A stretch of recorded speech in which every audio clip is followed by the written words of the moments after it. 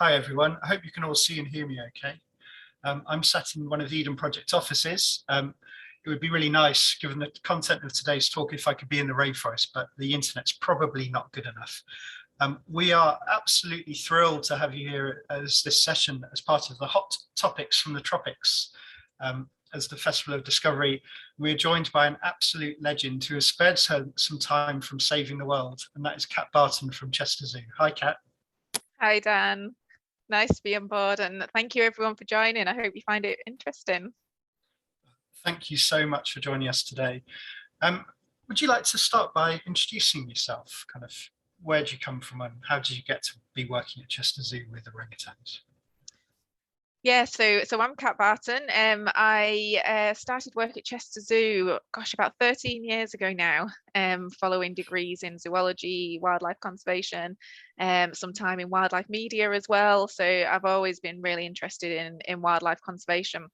I joined the field programs team very much as a kind of administrative level, and I've just worked my way up, and I've just been super lucky to be one of the first projects I was put on was the Borneo orangutan project, where I was leading development of the projects with the partners in the field, and that's what got me onto the topic of palm oil and orangutan conservation. So it's all been a little bit of luck getting into the right project that just really interested me, and yeah, just found a niche. Amazing, what a journey, and almost a dream come true to be working with these animals. Yeah, it is. Yeah, and I'd love to say I get to see them every day. I think the keepers at the zoo get to see them more. But I have been lucky to go out to Borneo a few times, working with the partners, and just seeing orangutans and forest elephants you get in the area as well in the wild is just such a privilege every time you go. So yeah, I do feel super lucky to be working where I do with some great people. So palm oil is one of these things that it's so important to our world, and yet it's probably one of the most controversial plants in the world. Why is that? How has it come to be this way? Yeah, so palm oil itself originates from West Africa. So it's a crop. It produces a vegetable oil. So vegetable oils as we would use in our cooking and using our food every day. So it was introduced into Indonesia and Malaysia numerous years ago. And it's only in the last few decades that it's kind of really ramped up production. Vegetable oils we use all the time. We've, rapeseed oil, sunflower oil, coconut oil, palm oil. There's such a range of oils, and so we use vegetable oils for so many different things in our everyday lives, from foods to candles to soaps to cleaning products. And palm oil is actually incredibly efficient. It's the most efficient of the vegetable oils, and you get up to 10 times more yield for the same area of land of palm oil than you do for any other crop. So you use less land to get the same amount of oil. So already it's seen as a more sustainable oil. It doesn't have any taste either, which is really good for foods. It increases the shelf life of foods, which is why you often find it in kind of packaged products and things on our supermarket shelves, like biscuits, pot noodles, things like that. So there's a lot of advantages to palm oil, and it's really versatile. So actually, when you've got a palm oil crop and you take the fruit off the palm oil crop, that individual fruit can be broken down into a liquid or a solid. So it can be used in so many different things. So the kind of chemistry makeup of palm oil makes it really, really good and efficient. So it's just been used more and more over the decades. So if it's that useful, what's the problem? Why has it got such a bad rep? And I'm sure lots of people listening today, they might want to write in the chat actually what their kind of feelings about palm oil. How has it come to be this kind of enemy of rainforests? Yeah, it's definitely seen as kind of the demon of the vegetable oils, if you like. And rightly so. From when it was first produced, there was there was huge amounts of deforestation, and there still is huge amounts of deforestation when palm oil is grown unsustainably. I think what really happened with palm oil is over the last few decades, the demand just ramped up so much that the deforestation was just vast. It was across whole areas of Malaysia and Indonesia, and putting species like orangutans at risk. And this is where the kind of negative image really comes from, because we have lost so much rainforest, we have lost species, and we've got fragmented populations of orangutans now due to palm oil. So there are a lot of negative sides to palm oil when it's not produced in the right way. So you saw these problems, and you went to Malaysia, Sabah, in Borneo, and saw these problems firsthand. What did you end up doing about it? What was your solution? So I went out and we were working with our field partners out there who work in Sabah in the Kinabatangan region. It's a beautiful region. It's a secondary forest in itself. So it was logged 40 to 50 years ago. And there's a population of around 800 orangutans there now, and forest elephants and hornbills and proboscis monkeys. So actually, as a secondary forest, you can see that actually what was once deforested has grown back, and we have these amazing species that are still found there. So I think one of the conversations I had with the project partners there and then was, you know, things grow in the rainforest. They recover. If you leave nature to do its own thing, we can recover the situation. And when I was there, you're driving for hours and hours down one road, and all you see is oil palm plantations. You know, it's there. You could drive for 2 hours from Sandakan down to the Kinabatangan area, and it's just plantation after plantation after plantation. And that's not going to be sustainable in the long term. So what we really found that we needed to do was to work together with the industry to try and solve the problem. You know, oil palm is there now. It's there to stay. It's a huge part of the economy. We all use it. There's increasing demand. It's not going anywhere. So let's make the situation on the ground better. So this is where we started conversations really with the partners. Our partners on the ground were already working with small plantations, helping them to be more sustainable. So where you had patches of rainforest with plantations in the middle, it was about connecting those patches of rainforest so that there was a nice forest corridor for the elephants or the orangutans, and working with the plantations to make it more sustainable for wildlife in the future.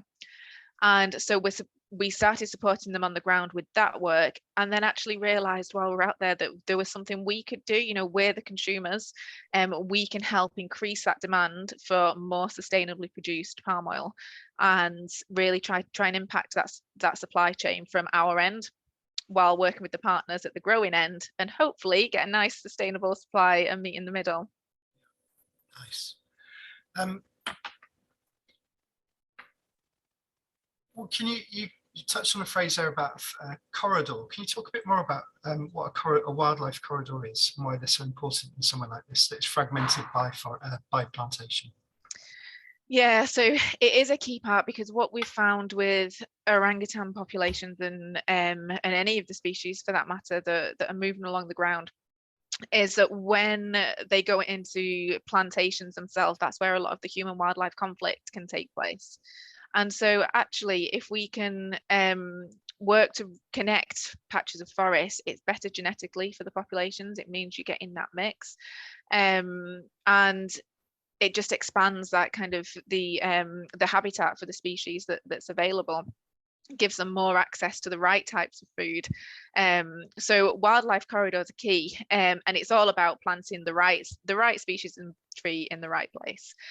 So this has been a big focus for the Roundtable on Sustainable Palm Oil, which is the certification scheme which certifies sustainable palm oil, to make sure that we have this connectivity through the landscape. It's all right having, you know, one plantation that's sustainable, but if your neighbor isn't sustainable, that's going to be no good in the long term. It has to be a landscape approach and all connected. Yeah, completely agree. Many of the people listening have probably heard those words before, the Roundtable for Sustainable Palm Oil, or the RSPO. Can you tell us a bit more about it? What is it? Who is in this roundtable, and what do they try to achieve? Yeah, so sustainable palm oil has been one of those things that there has been a lot of positive and negative press about. So there isn't one term for sustainable palm oil. That's also a key thing to mention. Each, Malaysia, Indonesia, they all have their own growing standards, and there are various other schemes, but the Roundtable on Sustainable Palm Oil is really the world leading scheme. It's a collaborative that was originally set up with players including WWF, and it is what it says on the box. It's a roundtable. It's got everyone sat there, from NGOs to retailers to manufacturers to oil palm growers. This whole group of interested and keen members who want to hopefully do the right thing.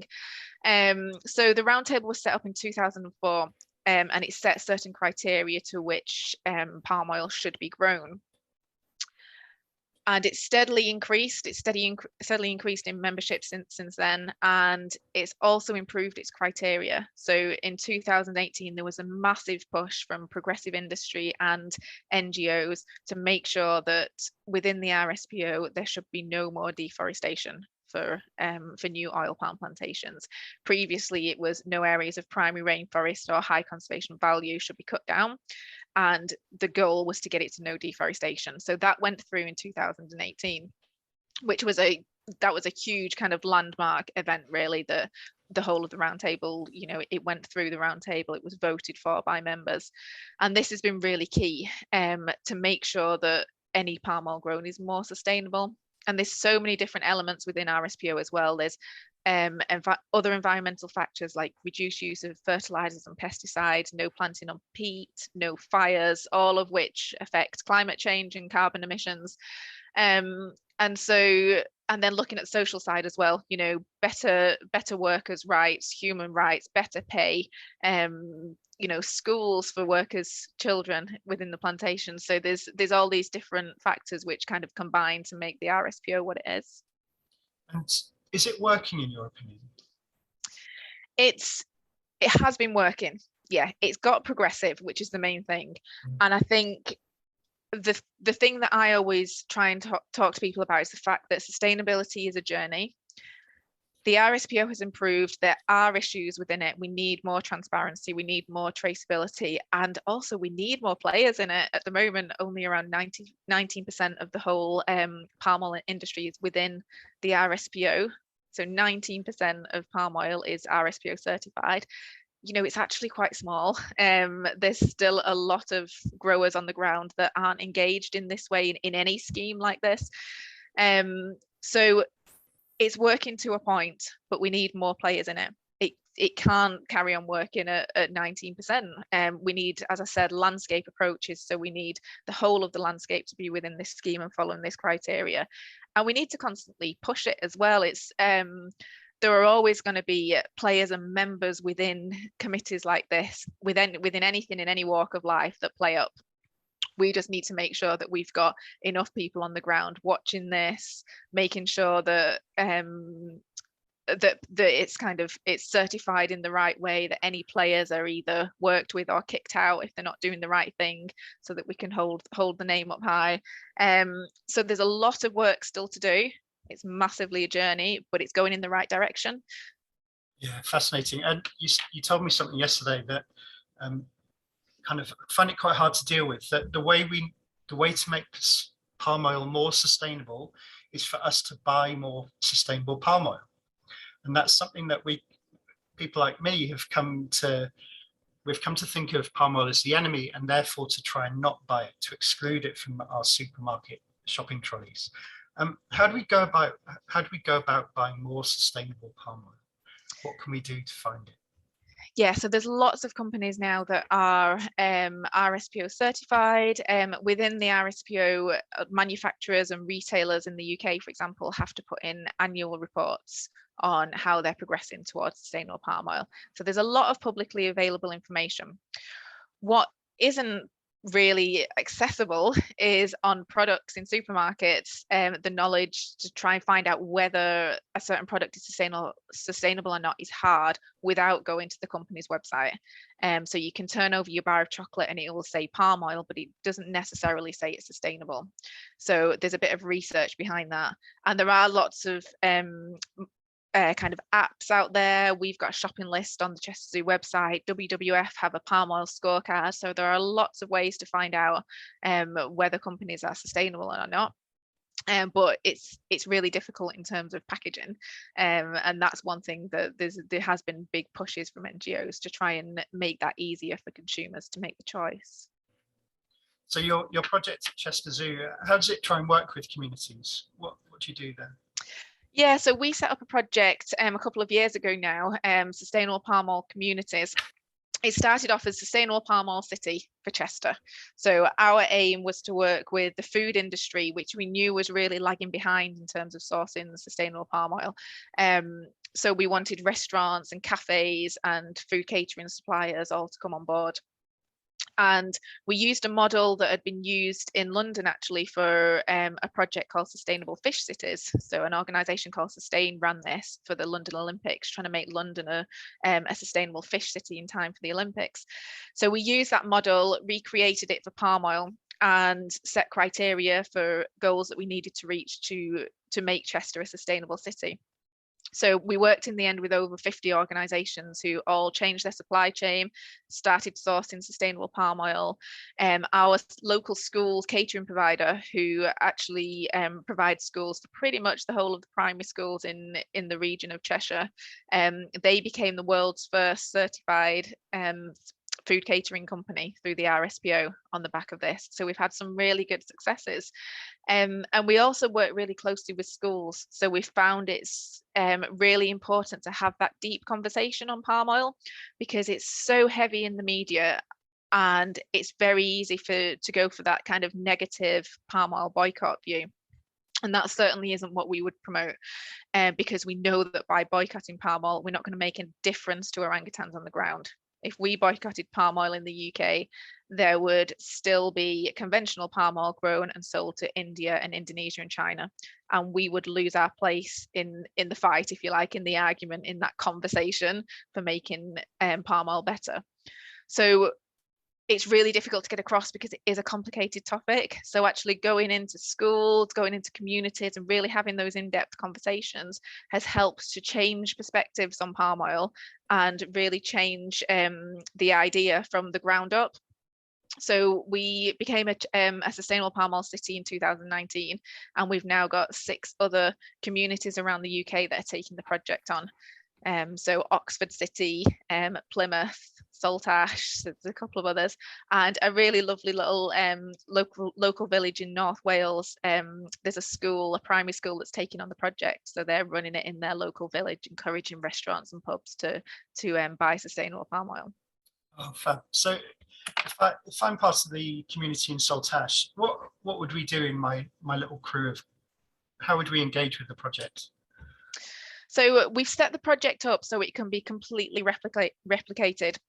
And we've actually found this is a really, it's the key way to work, really. We don't want to be reinventing the wheel. We know that there are such massive issues with climate change, with biodiversity loss, that actually we just need to find really good projects and replicate them over many communities and make them bigger and make them better. So we set it up so that it could pretty much just be taken by anyone as a project to run in their own cities, towns and villages. So that's what's happened. It's been great. We've had a couple of local volunteers that are running the project for us. In Oxford, it's the Marching Orangutan Society running the project for us. So it can be run by different people. And there's a whole model there which gives advice on how to approach restaurants, how restaurants can then write their own policy and go through their own supply chain, and kind of gives ideas on how to find sustainable products. So yeah, there's a whole model set up that we can help with. It's really good to hear that people are up for having these difficult conversations, because this is one of the most complex conversations there is to have. What's the starting point for you to engage people in this stuff, because it's quite difficult? It is, and you know what, we're really lucky because at the zoo we always start with biodiversity and the orangutan, because it does really capture everyone's attention, especially with the people that we engage with at the zoo and the public coming in. They're all wildlife lovers, and we all want to make a difference. So very much kind of focusing on that is key. But I think what we found as well is that There's a lot of barriers that people have seen to kind of procuring sustainable palm oil. Partly it's been knowledge. A lot of people still think that palm oil free is the way to go to save orangutans, and it really isn't. We work with a lot of scientists in the field, and we know that if we boycott palm oil, the demand is going to go elsewhere. So it's going to go to Latin America for soy, or it's going to go to somewhere else in Indonesia for coconut oil, or somewhere in Africa for coconut oil. So I think the key really is having that conversation about sustainable agriculture rather than just always focusing on palm oil. So kind of lead in with wildlife, and then we talk about sustainable agriculture, the fact that we have an increasing world population, increasing demand for vegetable oils. We don't want to stop productions in companies, in countries, especially where it's developing countries that really rely on some of these commodities for their economy. So it's about making sure that everything is grown sustainably, no more deforestation, no more planting on peat, no more loss of biodiversity, and having those kind of deeper conversations is really important. Yeah, and is the same true of all vegetable oil crops? What can we do about soya and coconut oil? Because there are problems with these as well, aren't there? Yeah, exactly. So, and I think this is what's happened with palm oil, is palm oil's been seen so negatively that actually it's really ramped up with palm oil. And we have the schemes. So with soya, the UK has actually just released the UK Soy Manifesto, working with a number of different industries and NGOs within the UK to really push that any soy coming into the country should be deforestation free, and working progressively within the industry to change this. And there are also certification schemes set up for soy, and there's a number of those as well that are looking at deforestation free criteria. Other commodities though, coconut oil, we know less about it. So actually working with groups like researchers and scientists to try and find out more about the impacts of coconut oil and peanut oil, for example, on the ground, and its impact on biodiversity is really key to progressing this conversation. And not just demonizing one crop. It's make a whole industry better. Yeah, it's quite interesting that palm oil's taken nearly all of the heat on this, isn't it? And some of those other industries must be thinking, oh, we've got away with this so far. but it's really not as easy as just as all that.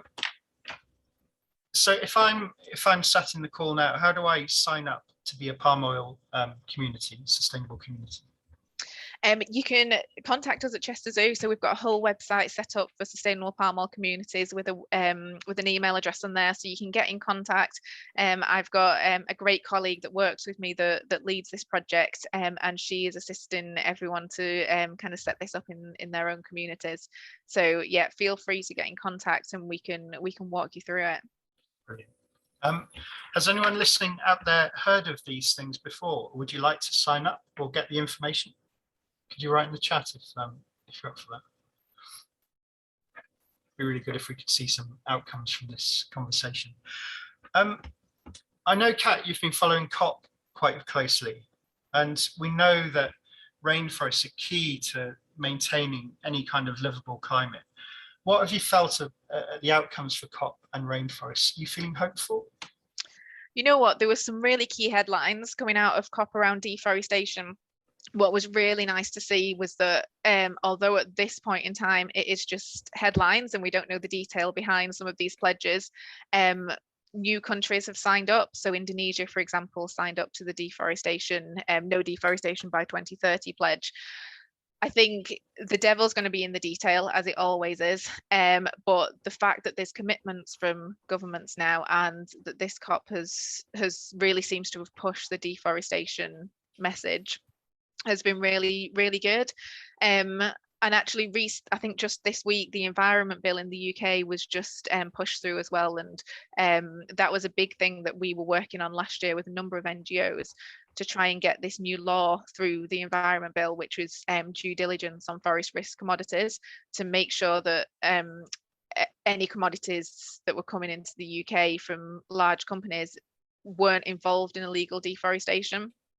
So all of these moves by governments are key, and we absolutely need those. I think part of my worry is it's not moving fast enough still. So there's still a lot more that we can do as community and industry level, because we've got schemes set up, we've got deforestation free schemes set up, ready to go with palm oil. Let's get everyone in it. Let's move faster. Let's move communities, and have that collective action at the same time as trying to move the government policies, and try and get to our goal quicker, because we just don't have time to hang around anymore. I agree, we don't have time. You mentioned there, you made a distinction between legal and illegal deforestation. Now, to me, and probably most people listening, all deforestation is bad, but what's the difference, and why is one worse than the other, if indeed one is?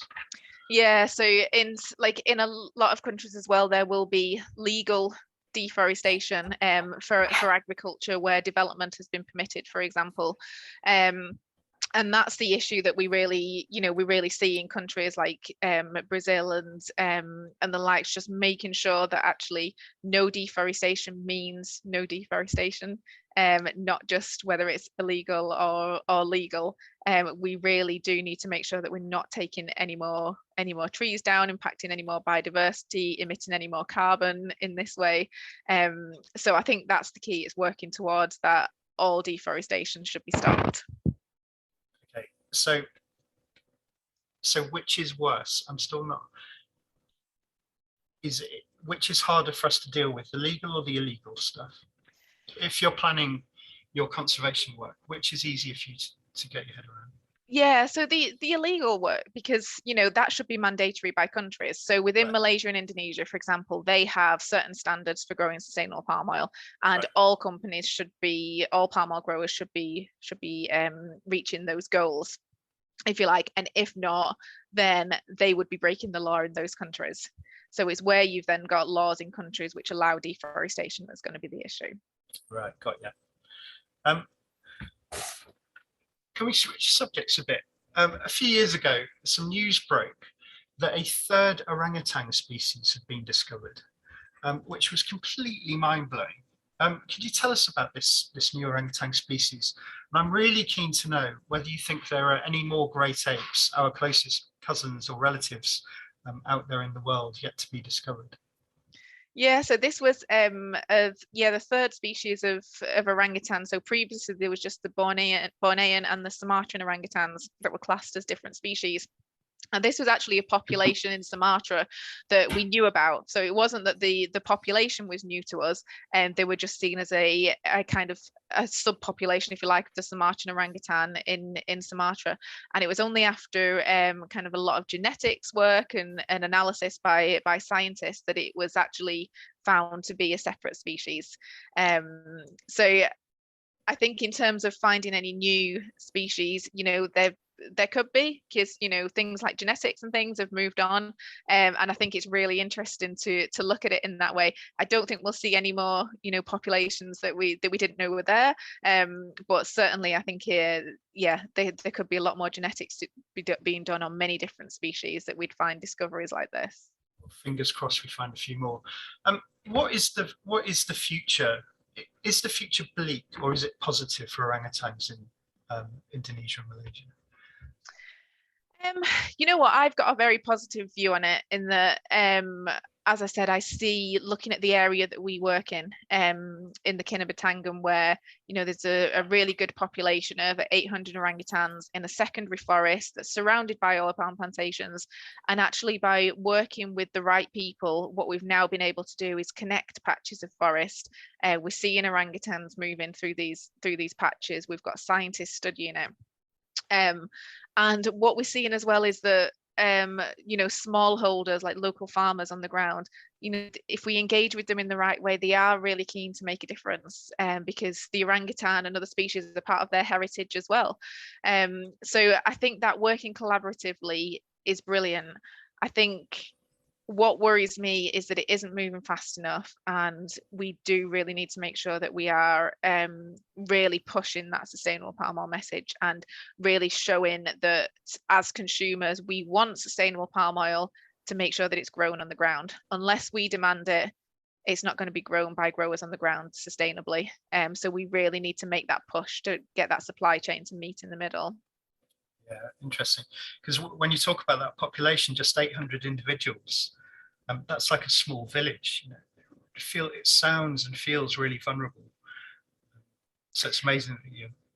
Yeah, and I think, you know, around, I think it's over 70% of orangutans are actually found outside of protected areas. Wow. So it's really key that we are working with these stakeholders and making sure we're including everyone in these decisions.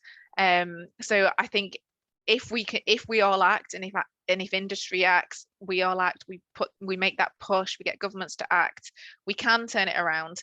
And as I say, you know, the team in Malaysia, they're also super positive, and they always say, you know, things grow. We plant trees and they grow in, and species are coming back into them. It's amazing to see. We can do it. We just need the will to do it and the kind of collective effort. Yeah, and that's really nice. So what can we do? We're all listening here today. What if we went, after we finish this phone call, what can we go off and do to help?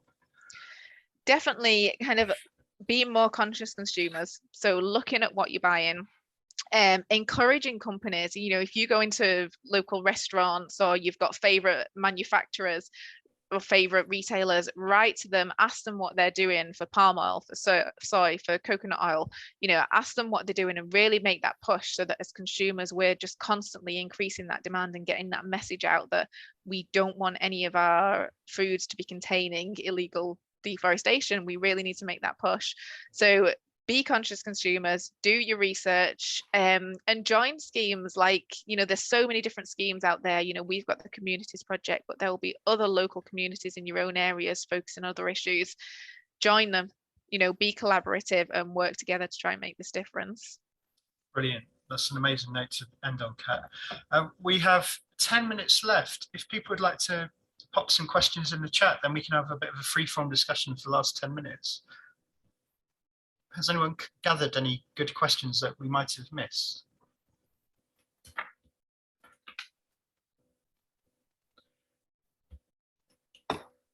I was going to ask, what is the what's the bad boy? What's the when I go to the supermarket? What's the biggie to avoid?